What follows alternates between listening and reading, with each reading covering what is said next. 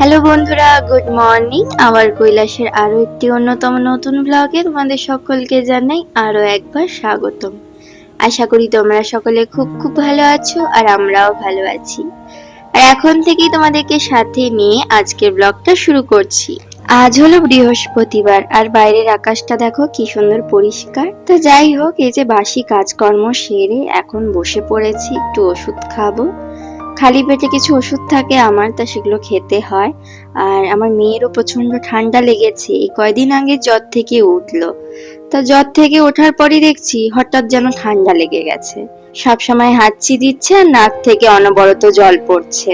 তা সেজন্যই খালি পেটে ওকে একটু মধুটা খাইয়ে দিলাম, এরপর আমিও ওষুধটা খেয়ে নেব। তা আজকে দেখো আমার মেয়ে আমাকে ওষুধ খাইয়ে দিচ্ছে, ভাবা যায়। এই তো কয়েকদিন আগে পুচকি একটুখানি ছিল, কিছুই করতে পারতো না, আর আজকে এত পাকা হয়েছে যে তোমাকে ওষুধ খাইয়ে দেবে, মাঝে মাঝে একটু জল এনে খাইয়ে দিচ্ছে, কখনো বলবে এটা খাচ্ছ না, খেতে হবে মা, খাওয়া ভালো হয়ে যাবে। তাই এই সমস্ত কথা শুনলে জানো তো মনটা একদম ভরে যায়। তো এই যে জিরিয়ে নিয়ে এখন আবার কাজে লেগে পড়লাম, আর এই সমস্ত কাজকর্ম সেরেই চলে যাব ব্রেকফাস্ট বানাতে। তো আজকে ব্রেকফাস্টে ভারী কিছু করিনি, করব হচ্ছে একটু বাটার ব্রেড। তোমাদের দাদা ভাই একটু পাউরুটি নিয়ে এসেছে, আর অনেকদিনই পাউরুটি খাওয়া হয় না, বলতে পারো খুব কম খাই। আর বেশিরভাগ সকালটা আমাদের একটু ভাতটাই খাওয়া হয়, কারণ তোমাদের দাদা ভাই তো টিফিন নিয়ে যায় অফিসে। তাই সেজন্য সকাল সকাল রান্নাটা সেরে ফেলার চেষ্টা করি। তা আজকে ওই যে বললাম সকলেরই শরীরটা খুব বেশ একটা ভালো নেই, তা সেজন্যই অত সকাল সকাল উঠে আর রান্নাটা করা হয়নি।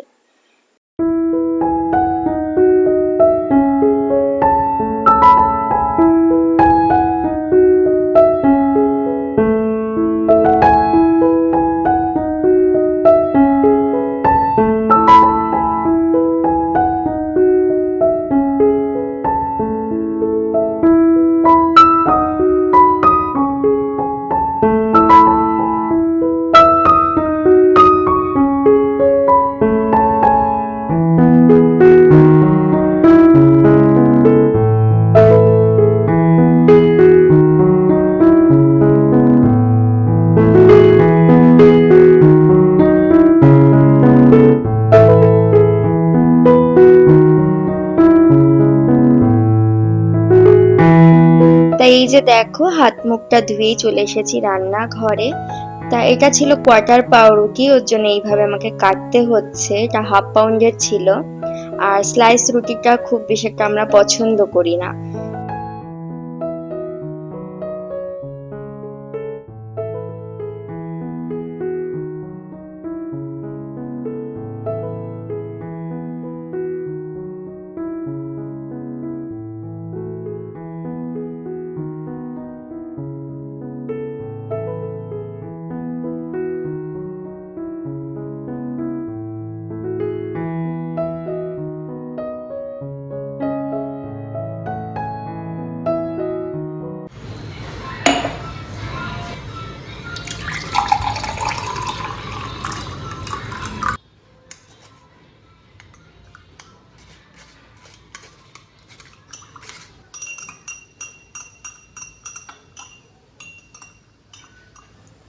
আগের দিন রাতে 1 চামচ মতন চিয়া সিড ভিজিয়ে রেখেছিলাম, তা সেটাই এখন কাজের ফাঁকে একটু খেয়ে নিলাম। চিয়া সিড খাওয়াতে দেখছি কাজে অনেকটা এনার্জি পাই, কিন্তু এর টেস্টটা জানো তো আমার মোটে ভালো লাগে না। এখন এই যে ব্রেকফাস্ট নিয়ে বসে পড়েছি, দুজনে মিলে খাবো। আর মেয়ের জন্য নিয়েছি একটা ডিম সিদ্ধ। ওর বাবা ঘুম থেকে ওঠা মাত্রই কটা ডিম সিদ্ধ বসিয়েছিল।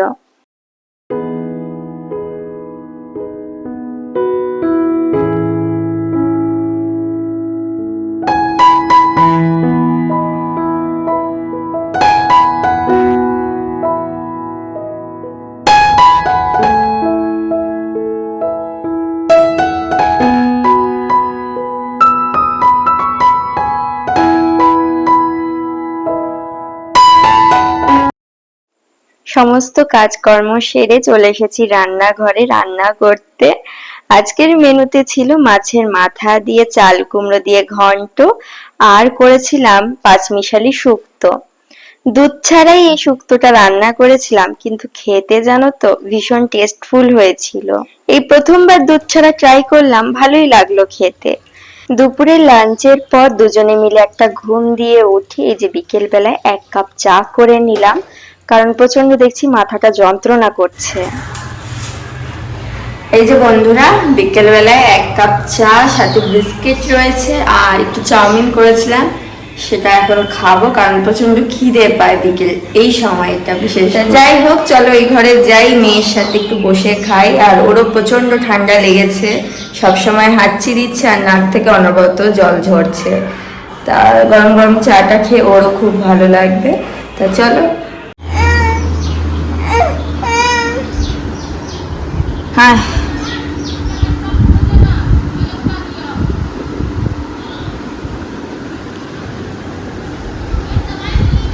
এখন এই যে চা নিয়ে বসে পড়েছি। আর কেন জানি না ঘুম থেকে উঠেই দেখছি মাথাটার এক পাশটা না ধরেছিল। তা সবসময় তো সেভাবে চাটা খাই না, খুব কম মাঝে সাঝে। তাই সেজন্য একটু র চা করে নিলাম। আর মেয়েকে ভাবছিলাম একটু চা খাওয়াবো, তা ও না একটু গরম জিনিস প্রচন্ড ভয় পায়, ভাবে মনে হয় গরম রয়েছে আমার মুখটা পুড়ে যাবে। তাই সেরকম একটা গরম ছিল না, বারবার বললাম যে চায়ে একটা চুমুক দে, দেখ গলাটা ভালো লাগবে।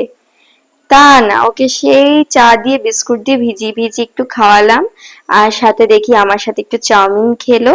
আর বেশ কিছুদিন ধরে শরীরটা ভালো না থাকাতে ওর খাওয়ার উপর থেকে অনীহাটাই চলে গেছে। ভাত তো একদমই পছন্দ করছে না, খেতেও চাইছে না। এই যে বন্ধুরা, চা খেয়ে এখন চলে এসেছি ছাদের ওপর। এখন ওই 6টা মতন বাজে, আর এর অবস্থা দেখো।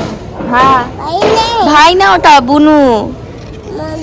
হ্যাঁ, কাঠ নিয়ে খেলে বেড়াচ্ছে। আর এই সময়টা জানো তো ছাদে আসতে বেশ ভালোই লাগে, কারণ এইদিকে সূর্যটা অস্ত চলে গেছে, একদম পরিষ্কার আকাশ, একটু মাঝে মধ্যে ঠান্ডা ঠান্ডা হাওয়াও দেয়, বেশ ভালোই লাগে। কিন্তু আশা করি আমার আজকের ব্লগটা তোমাদের সকলের ভালো লেগেছে।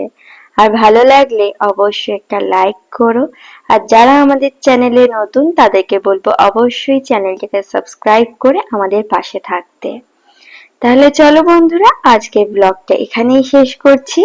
দেখা হবে নেক্সট ব্লগে। সবাই ভালো থাকবেন, সুস্থ থাকবেন। আর এই বিকেল টাইমে বাইরের আকাশটা দেখো কি সুন্দর পরিষ্কার, নীল আকাশে সাদা মেঘগুলো কি সুন্দর উড়ে বেড়াচ্ছে, যেন মনে হচ্ছে শরৎকাল চলে এসেছে। এখন থেকে কিন্তু পুজো পুজো ভাবটা লেগে গেছে, কিন্তু পুজো আসতে এখনো 3 মাস বাকি।